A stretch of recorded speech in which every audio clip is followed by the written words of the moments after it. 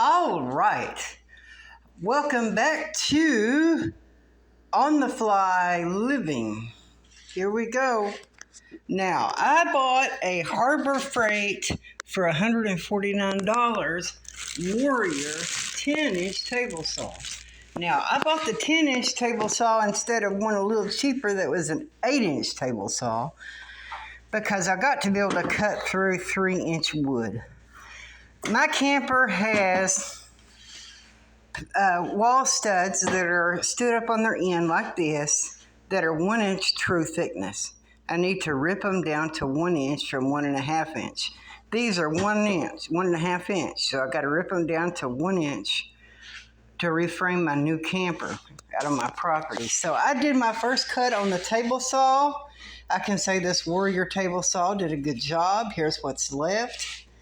It cut good. It's a good value saw. Is it something? Now this thing, the bad thing about this saw is this miter track doesn't work with a lot of extensions like this feather board I bought. You know, a lot of things don't work because it's not a standard miter track.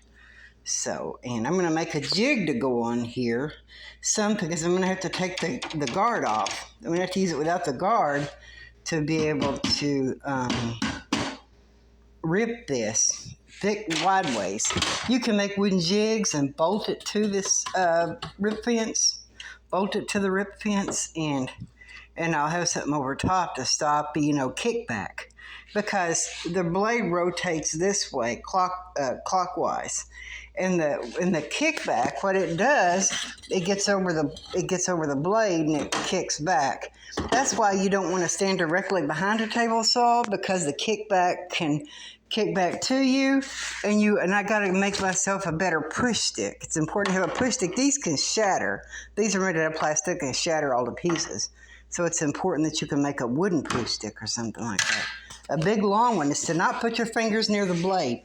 I was in high school, and I took shop, and there was a class right after mine. It wasn't my class. It was the class right after mine.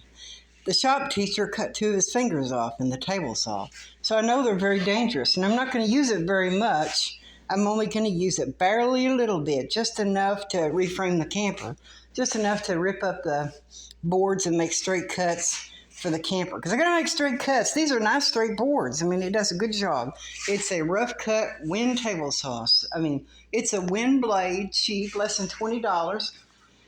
So I just thought I'd show that to you. I would give this table saw for the value, not compared to a good saw, 9 out of 10, but I would give it a 9 out of 10 for value, because it gets you, it's a 10-inch saw with a 10-inch blade, and I'm going to be ultra careful. Number one, I'm not going to put my fingers near the blade. No way, no how, no sir, no way, no ma'am.